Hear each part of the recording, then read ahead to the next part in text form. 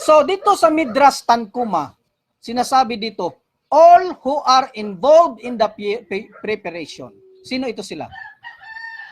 Preparation of the process of the red heifer. Sino ito sila? Sino ang gumagawa niyan para gawing ashes yung heifer? Natural, yung mga pare. O sinong assign dyan? Si Eleazar. O si Eleazar. All who are involved, kasi hindi lang yan si Eleazar isa eh. Marami siya mga kasama. O. All who are involved in the preparation of the heifer from the beginning to the end become impure. O tingnan nyo, ano mangyari?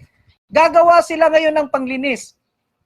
Kapag ka na ganoon sa tao, ang tao na lagyan ng red heifer is magiging malinis. Pero ang taong gumawa para dun sa panglinis is magiging marumi. Yung magpre-prepare ng red heifer para maging ashes siya, natural yung pare, si Eleazar, tsaka yung mga kasama niya. Yun sila, kapag ka natapos nila ang paggawa ng ashes of the red heifer, tapos ginano nila sa tao with the living water, ang tao na magano na nila is magiging pure. Pero sila na nag-prepare is magiging marumi. Paano ngayon yung nag-prepare? Ano mangyayari doon sa nag-prepare?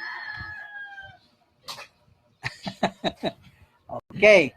The impurities na nangyari doon sa mga taong nag-prepare ng red heifer, ang mangyayari sa kanila, kailangan sila of another process to become pure. Paano yan ngayon? Ano gagawin nila? Alangan naman yung red heifer with living water, iganon nila sa sarili nila. Ano gagawin nila? Dili. Alangan naman, kalor, humanatakag, tapos na kita na wisik-wisikan kaloy, o ikaw naman magwisik sa akin. Alangan naman ganon, hindi naman pwede yun. So si kaloy na naman ngayon ang madudumihan. So yung impurities na nangyari doon sa taong na ganyan, ang purification process niya is katulad lang doon sa mga nakahawak ng mga patay na animal. One day lang. So nasolve na natin kasi nung ibang parsya nung isang taon, hindi ko nasolve yan. Hindi ko naisip paano kaya? Paano kaya malinis yung taong nag-ano? Hindi ko nasagot yung Kaya lang nung panahon na yun wala ding nagtanong. Pero mismo ako sa sarili ko may tanong. Paano naman yung taong naggawa, nag-prepare? Ano ang paraan ng niya para malinis siya? Kasi nga nadumihan din siya doon sa preparation ng red heifer. So pala sa paglinis ng mga taong naging impure sa pag-prepare ng red heifer, only for the others to become pure is go into process sila sa paraan kapag ka nakahawak ka ng mga patay na mananap. So ang patay na mananap, patay na animal, ang paraan dyan, paano? Maligo lang, maglaba, paglubog ng araw, magiging malinis ka na, magiging pure ka. Yun lang ang paraan sa mga taong nag-prepare doon sa red heifer. The Lubavitcher Rebbe said, the heifer purified the contaminated. Di ba? The red heifer purify, nililinis na yung mga contaminated na tao. And the contaminate, the pure. Naintindihan nyo? Yung red heifer, halimbawa ito red heifer, ginanon ko kay Jojo. Pag ganon ko kay Jojo, nalinis si Jojo. Pero ako na naganon, ako ang magiging impure. Sabi ng Lubavitcher Rebbe, if your fellow has been infected by impurity, kung may ibang tao daw na magiging impure, infected by impurity and corruption, do not hesitate to get involved. Huwag ka daw matakot na mag-involve. Kasi kapag hindi ko siya sinaway, ako na naman ngayon ang pagagalitan yan. Huwag daw matakot, sabi ni Rebbe Mendel. Good example nito is itong preparation of the red heifer. Kasi may ibang paraan din paano ka malilinis. Halimbawa, nakakita ka ng kalokohan. Kapatid ni Carlo, si Val, may nanloloko, tapos nakita ni Carlo. Alangan naman hindi. Sawayan ni Carlo, kapatid niya yon. Ngayon, si Carlo naman matatakot. Baka anong gawin nung sinumbong niya kay Carlo. So, wag daw matakot sa ganyan. Kasi may paraan din paano malinis. sabi ni Lubavitch Cherubim. So by impurity and corruption, do not hesitate to get involved and do everything within your power to rehabilitate. Tulungan mo yung kapatid mo. Oh. If you are concerned that you may become tainted, kung takot ka na baka madamay ka by your contact with him, remember that the Torah commands the kuhin to purify his fellow Jew. Tandaan daw natin na ang mga kuhin is inutusan para i-purify yung ibang tao. Pero siya naman ang nadumihan. Even though his own level of purify will be diminished in the process. Sometimes, we need sacrifice. Halimbawa, you are in the act of giving tzedakah. May nakita kang pulubi sa daan. Tapos, pagbigay mo dito sa tzedakah ngayon, may biglang tumawid sa kalsada. Nasagasaan. Tapos iniwan ng mga nakasagasa. Ano gagawin mo? Unahin mo daw yung nasagasa kaysa doon sa pagbibigay ng tzedakah. Unahon itong naligsan. Because you can disobey mitzvah by obeying another bigger mitzvah. Because to save life is a higher mitzvah than to give tzedakah. So nung umalis na sila, meron na silang red heifer after 40 years. Taas ang panahon, no? Pero hindi mataas yan siya. Kasi yung red heifer, isa dulo na yan siya banda. O, tandaan nyo, numerous na ito binabasa natin. Nagsimula tayo doon sa Genesis. So mahaba na masyado yung nilakad natin na istorya. So during the 40 years of journeying through the desert. So 40 years na sila naglalakad. The people of Israel arrived in Kadesh. Dumating sila doon sa lugar na tinawag na Kadesh, in the wilderness of Zin. According to Rashi, yung mga tao na yon is tinawag yon sa Torah ng perfect generation during the 40 years. Bakit sinabi niya bakit sinabi ng mga sages na perfect generation yung mga taong yon? Kasi naalala niyo yon doon sa pagbigay ng Torah. Doon sila nakasamba ng golden cup. After sila nakasamba ng golden cup, Hashem gave them a kukat. Ano binigay ni Hashem? Decree that the entire people of Israel, yung older 20 up to above, hindi makapasok doon sa promised land. So kailangan ubusin sila bago pumasok yung new generation doon sa promised land. So this 40 years, yung papasok na sila, sa last year na ng 40 years, is ang naiwan doon, is ang new generation na lang. Kukunti na lang ang naiwan. So sabi dito sa Torah, after 40 years of journeying through the desert, the people of Israel arrived in Kadesh in the wilderness of Zin. According to Rashi, yung generation na yon is yun ang tinatawag na perfect generation. For that generation decreed to die. Because the old generation, the generation which came out from the Egypt, is the wicked generation. And they are intended to die in the wilderness. So yung generation na 40 years na sila is tinawag yung perfect generation because this generation is the new generation. Yun yung mga taong yon na 20 below na lumabas sa Ehipto. Tapos ipinanganak na ang iba doon sa wilderness. Natanong ko noong mga nakaraang araw sa sarili ko, this week ko lang isip, bakit ang mga anak ni Aaron ang nakatanggap ng priesthood na asakuhin gadol? Bakit hindi kasama ang mga anak ni Moshe? Di ba? Si Moshe is the king. Aaron was the kohen gadol. Ngayon, kung sino ang susunod niyan, rightful niyan, is syempre yung anak ni Aaron. Pero, paano naman yung mga anak ni Moshe? Anong naging posisyon nila doon? Di ba naalala niyo yung mga nakaraang parsya natin? Na umuwi si Jethro? Kasama ba mga anak niya? Gibilin. Gibilin doon kasama ni Moshe. Ngayon, anong posisyon nun? Bakit hindi siya binigyan ng malaking posisyon doon sa Israel? Sino gani yung anak ni Moshe? Gershom at si Eliezer. Yun ang sabi ng Proverbs 30 verse 4. Kinsabay nakakumot sa hangin, kinsabay what is his name and what is his son's name if thou canst tell. Kung kilala mo sila, sino ang anak na yon? Sinabi ng mga secret name na si Jesus daw yon, si Yeshua daw yon. No kahilo? Bakit kayo ang mag-i-interpret dyan? Pabayaan yung mga Jew mag-interpret dyan dahil sa kanila yan.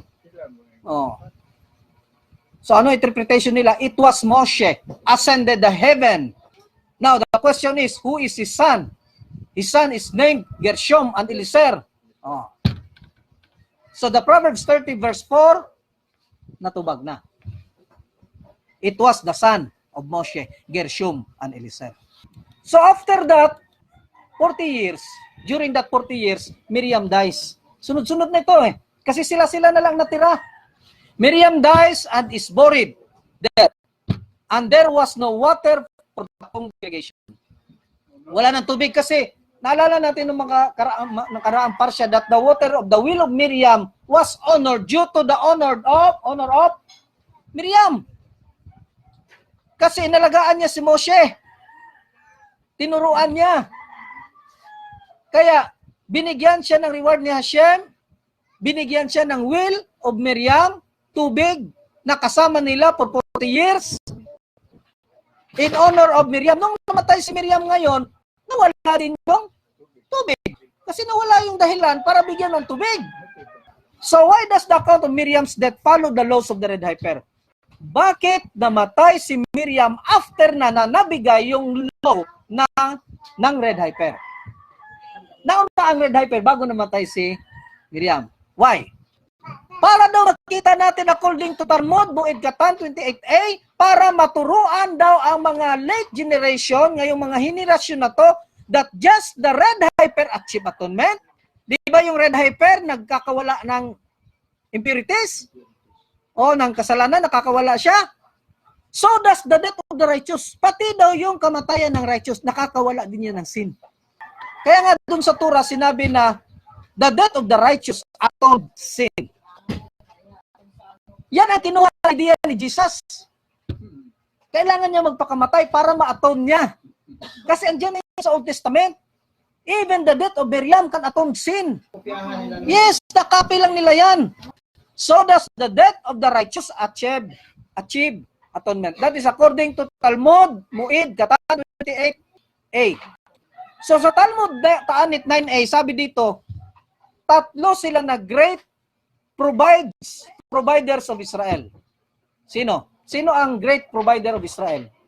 Una, Mose, Aaron, and Miriam. Silang tatlo. Through whom they received three great gifts. Silang tatlo nakatanggap na sila ng malaking mga gifts. Ano ang gifts ni Mose? The manna.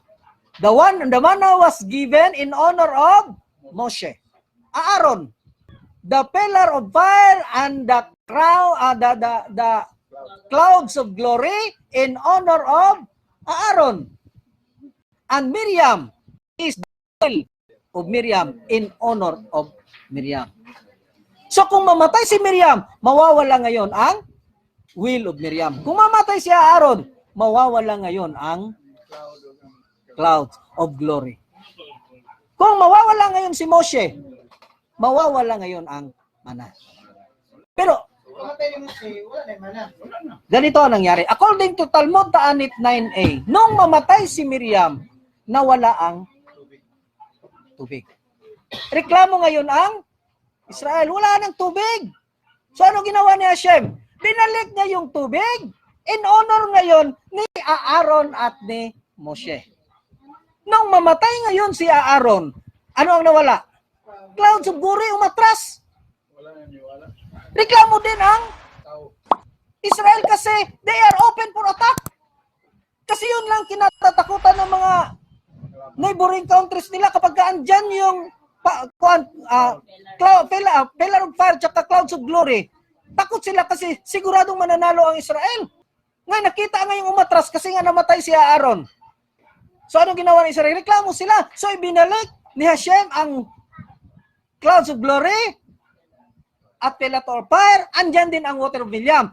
Nung mamatay ngayon si Mose, ano nangyari? Yes, everything.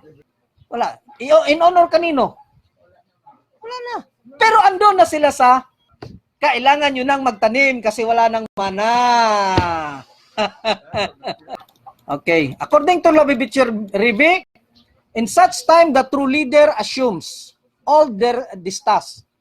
So kung totoong leader ka talaga, kailangan, alam mo lahat. Hindi lang yung logistics lang, hindi lang yung, kasi kung may tanong, kagaya ng kay Mose, kapag kami mga tanong, paano na lang yan? Tuturo mo yung mga ibang tao paano ka pa naging leader? Leader ka lang para saan?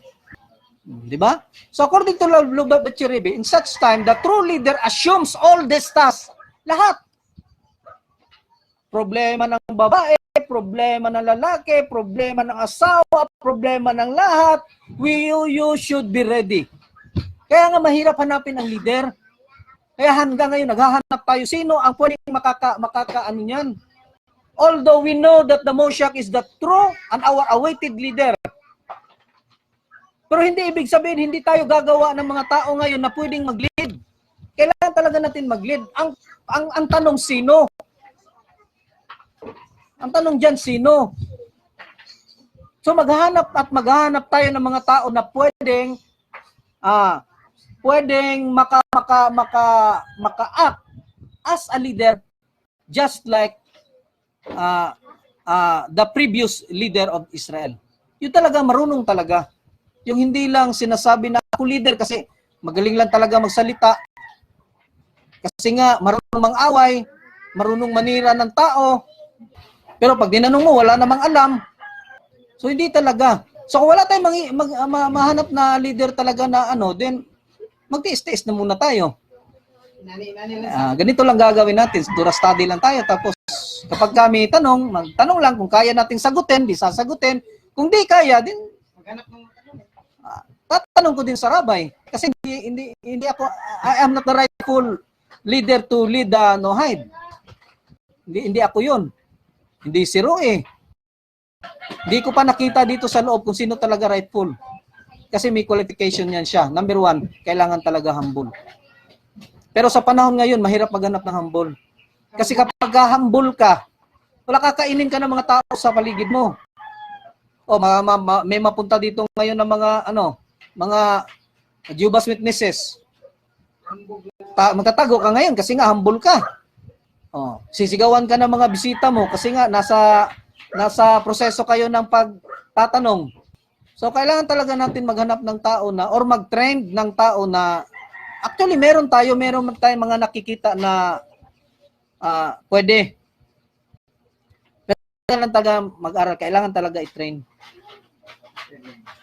So ang problema lang ngayon is hindi tayo basta-basta makakapag-train dahil sa financial status natin, wala tayong pera, wala tayo lahat. Wala tayo ng financial sources, wala tayo niyan.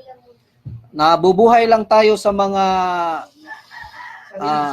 sariling sikap. So, ang problema diyan, hindi talaga natin ma-feed up yung mga bata natin kasi nga kulang tayo sa sources. The people complained to Moshe and Aaron. Sige lang sila reklamo, no?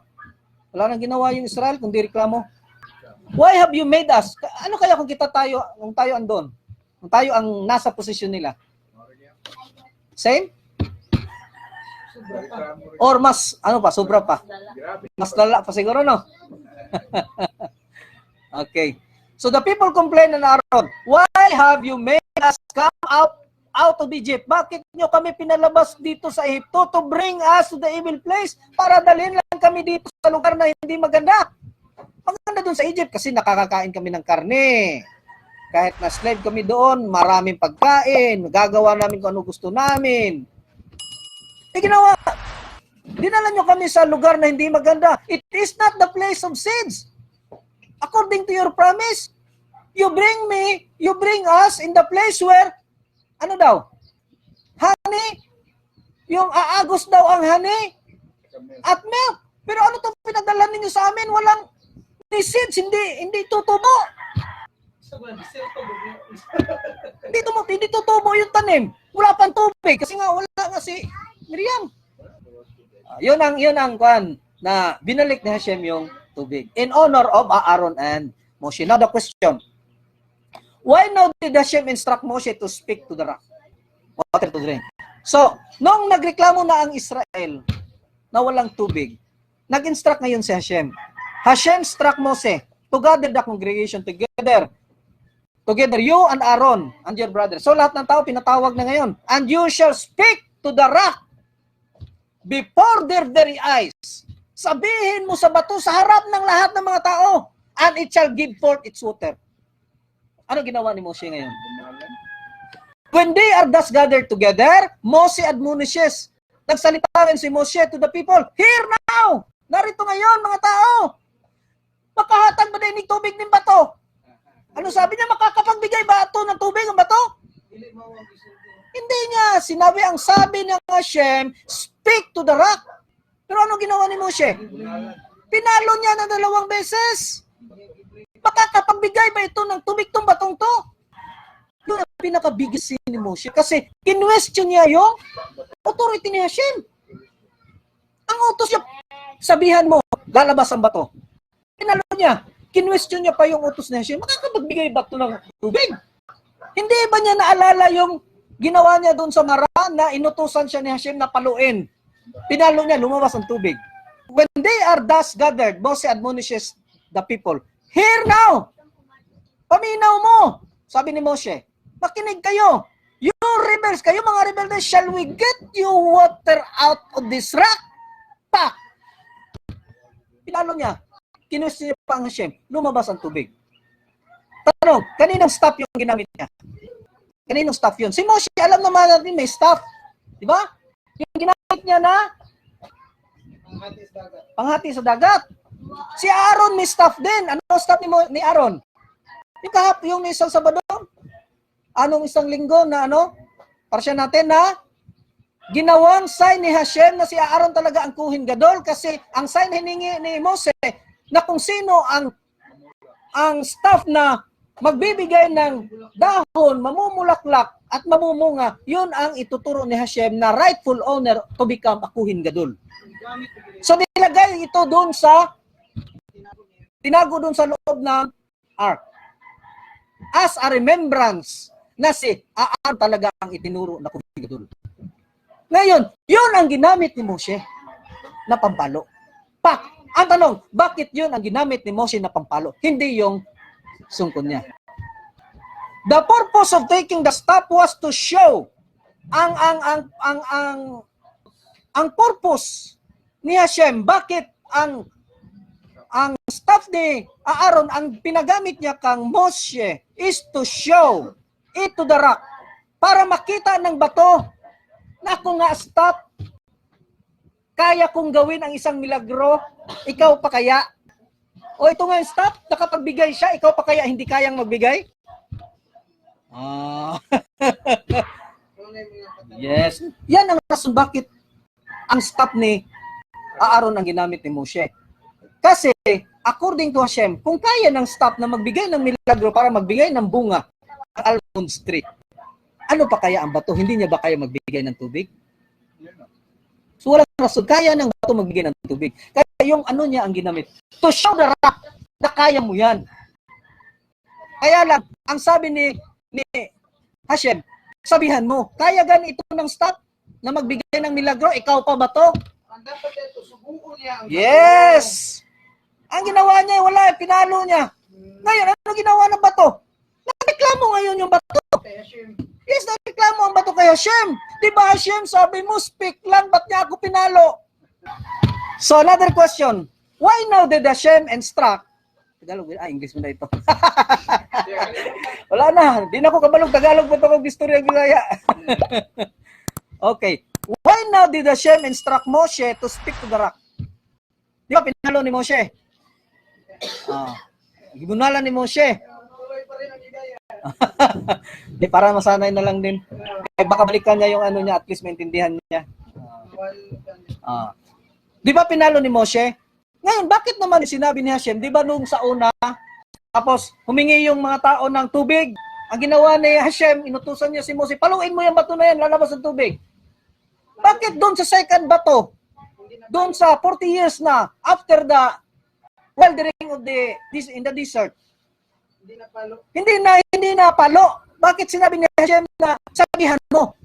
Sana, sinabi niya na lang rin na paluin mo para hindi na magkasala si Moshe. Lahi na po na ito na dito sa dili ka ito pariya sa pikas. Lahi. Dalawang instance kasi yan siya na may panahon na pinalo ang bato.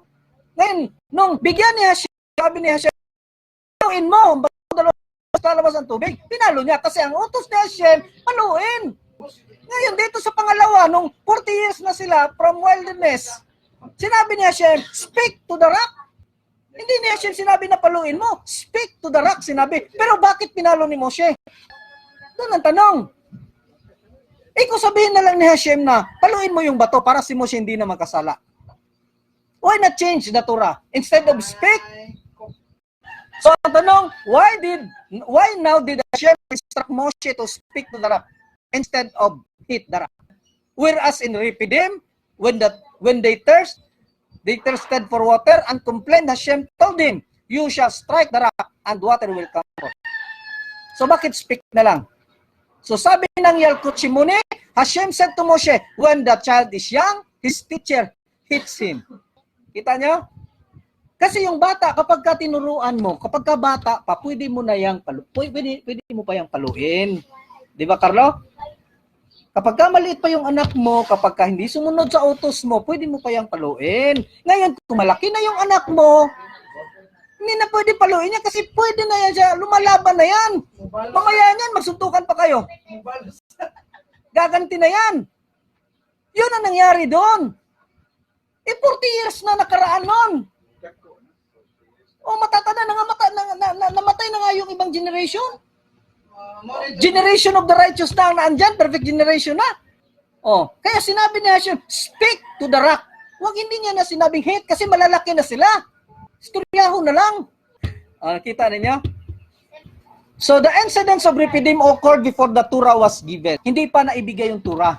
But this time, after 40 years na from the giving of the Torah. So malalaki na yan sila, hindi na kailangan paluin. Sabihan mo na lang. Kaso pinalo pa rin. Ayun, ano nangyari? Siya pa nagkasala. Damay pa si Moshe. Damay pa si Aaron. So why didn't Moshe speak to the rock? Had Moshe spoken to the rock, Hashem would have indeed been sanctified. Kasi kapag nagsalita si Moshe, tapos hindi niya pinalo yung bato na yon, Hashem would be sanctified. Kasi ang resulta ng pagpalo, the whole Israel, na-curse sila. Na-curse sila instead of na sanctified ang Hashem, na-curse sila. So kung hindi pinalo lang yun sana ni Moshe, sinabihan niya lang talaga yung bato, Hashem was sanctified. Ang kaso hindi nangyari, pinalo niya. Ganyan lang kadali ha. The whole life of Moshe, he followed the order of Hashem. The whole 40 years, si Moshe naging masunurin kay Hashem. But one sin, only one sin, fails him to go inside the promised land. Isa lang. Nakakatakot minsan ng Torah. Nakakatakot siya. Torah sa 10, di ba 7? Ano sabi ng 7? No idolatry. Doon sa idolatry, kasama doon yung do not involve in any idolatrous work. Lahat ng mga other side ng mga ano natin dito sa ano gawa nila, wag niyo gayahin yan kasi hindi yan ang paraan ni Hashem sa pagsasamba kay Hashem. Paraan niya ng mga idolatry. Doon sa December ngayon ang tanong. Mahirap yan eh. Kanta sila ng jingle bell, tapos yung mga bata namamasko, tapos yung anak mo meron diyan. Nakikinig, namamasko, bibo, gusto din ng anak mo, mamasko din. Mahirap talaga yan siya. One sin mo lang. But according to Hashem, that all laws, the 7 laws of Hashem, were all death penalty. Were all death penalty. While sa Israel, talaga kapag ka nagkasala ka, ano mangyayari sa'yo? Babatuhin ka talaga. Kasi yun ang paraan ng Pag-suffer nila. Kapag ka nagkasala ka, ang utos diyan, patayin mo sa bato. Ulawan, patyon, patyon. So Moses lifted up his hand with his rod, and he smote the rock twice, and the water came out, lumabas na yun abundantly, and the congregation drank, and their beast also. Hashem spake to Moses and Aaron, because you did not believe in me. Sabi ni Hashem kay Moses at kay Aaron, tungod kay di mo nako mo to sanctify me in the eyes of the children of Israel, therefore you shall not bring this congregation into the land which I have given them. Hindi sila makakapasok. Sabi na ang kwan, gabi ang effort nila niya at the end. Mo na nga kwan kanang although kaning pagtuman usahay, murag dali kayo sa ato ang paminaw pero dili siya dali. 7 laws kita pa manggoy mag-interpret sa 7 laws kay general laws magud siya. So ang general laws is magbari na siya kung asa ka nga nasod. Kay dunay mga laws nga naa dinhi nga dili applicable sa US. So doon natin sarili natong mga kultura, and we need to follow those culture because we are also given a law to establish court of justice. Sinabi dito sa laws sa Philippines natin tsaka sa mga katigulangan nato, ingon dire dili ka mag-asawa nimo og nearest kin up to third consequity. Pero doon sa US kahit na pinsan mo, pinsan buo mo, pwede mo asawahin. So magkaiba ang Pilipinas tsaka US. Sa US, ang 7 laws doon is according to their culture. Kasi naka-general law siya depending on the place where you are located. Kasi hindi naman sinabi ng 7 laws, bawal asawahin ang pinsan. Wala sa turayan. Yung pinsan talaga pwede. Kahit na sa Israel ngayon, pwede. Kuala na dali kay culture natin. Kultura natin kasi nga sabi natin lipakan mo, lipakan ta. Natanim na yan sa isip. Kapag ka nag-asawa ka ngayon ng ang pinsan, ang mangyayari sa atin magiging masama tayo sa tingin ng ibang tao. So yun ang problema. So hindi tayo makaka-establish ng court of justice. Yung pagiging magandang ehemplo dun sa mga ibang tao. Kailangan mo sumabay talaga. So the interpretation of the 7 laws is different from the interpretation of the US. So we need to interpret our laws in our own culture, not in the culture of other nations. Kailangan talaga dito is yung magaling talaga mag-isip. Yung leader na magaling mag-isip. Hindi yung doktrina lang diyan siya. Angit na sila, nawala pa kasi. Yung wide thinker ba? Wide thinker talaga. So another question, it was Moshe who disobeyed struck the rock. Di ba Moshe ang nag-struck? Pangutana, anong nadamay si Aaron? It was happened twice. 2 beses niya. No pinalo, isa di dapat badlong na niya. Uy, Mose, ang sabi ni Hashem, speak, do not hit. Kuha pa ganun yung gigamit. Kuha pag yung kuhan imong gigamit. Ibuha na yung kuhan, sungkod. Ngano kuha mag-imong gamit hapak. Gipakuha lang to kay para nakita niya nga, kinigani o nakahatag og milagro, ikaw pakaha. Oo, dato isulti. Gawas ang tubig diha, gikan nimo. Sampol tong stop. Oo man. Kaya man nung yapak, gawas pa na tubig kaning batuha. Pak! Wa man nakabadlong si Aaron. Giusban pag yun. Pak! Gawas ang tubig. So, mura ni siya kanang usa ka hari ba nga dunay amigo. Kaalala mo nang ba si Carlo na amigo. Unya, si Carlo, gipakaulawan ni Mudyo. Karon ka mura duha. Pangutana Carlo, makahatag ba kag pasensya kan Jojo? Kamura man duha, may nakadungog. Hatag pasensya ka, amigo bin Jojo. Sulti si Jojo anak, dako siguro na problema si Jojo. Pero sultihan kaniya nga naa ka sa atubangan sa daghang tao. Lahi na nang istorya no. Lahi na oy. Katong istorya nimo sa ako, okay ra to kay kita ra mang duha. Pero karon nga nag-atubang tibuok congregation sa Israel, dili na pwede. Pakaulawan ko nimo sa ila tubangan, dili na pwede. Mao tong gitagaan og silot og si Moshe og si Aaron. Mo to damay si Aaron. Wala man siya kabadlong. Na siya sa tubangan. Damay siya. According to Talmud Shabbat 97, Shabbat 97 Talmud, naingon dito.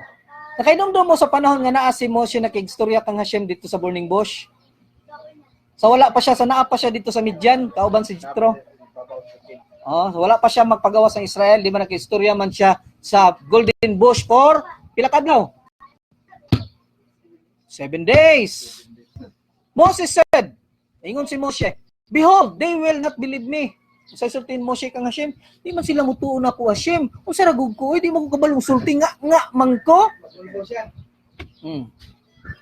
Kung sa tubag ni Hashem siya ha, ano di man sila mutuo? They are believers. Magtotoo man na sila. They are the sons of believers. Nga naman, ang ilang Abraham siya, ang ilang amahan nga si Abraham, believers man. Natural ang ilang anak, believers. Ikaw ra may anak nga dili mo tuo sa kuha mo si.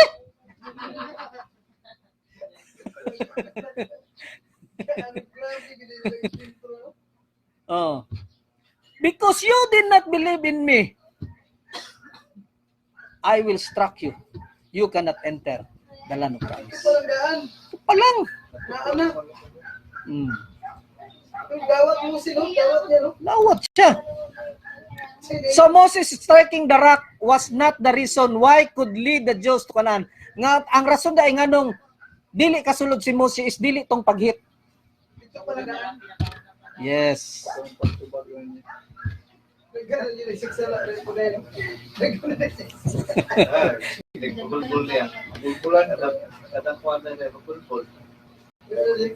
Nga naman, usahay man gud kining pag-alagad na to, mura man gud pareha ka Moshe. Nga usahay disgusto ba? Nga naman, lami magutan na og basketball. Yan ni no? Lami ang sa to NBA. Napay trabaho dito, gitiwas ako na Okay lang na, trabaho man. Ano ba? Usahay, gihimo na tong istorbo ang pagtuon sa Torah. Wala ta kabalo nga kining pagtuon sa Torah is mauni ang pinakalipay nga porsyon sa kinabuhi sa tao. Mauni ang ato ang trabaho dito panahon sa Musyak. Magsige na lang tuon og Torah. Sinang ka Israel gani upat lang ka oras sa trabaho. The rest of sa oras puro na study. Unya kita isa lang ka oras, pila ra ka oras buntag ra hantud udto. Nantod hapon di ta kahatag kuan. So gihimo na to istorbo. Mao ni ang rason ni Moshe. Daghan siya katarungan ba. So sa pagsugod pa lang daan, mali na daan si Moshe. Mali daghan na kay siya mali. So nag-end siya og mali kay walay mali nga magsugod og mali nga ma-end og tama. Unless mag-tisyuba ka. Di wala man siya nag-tisyuba ato. Kita ba mo sa parsya na to nag-tisyuba si Moshe tungod siya gisulti?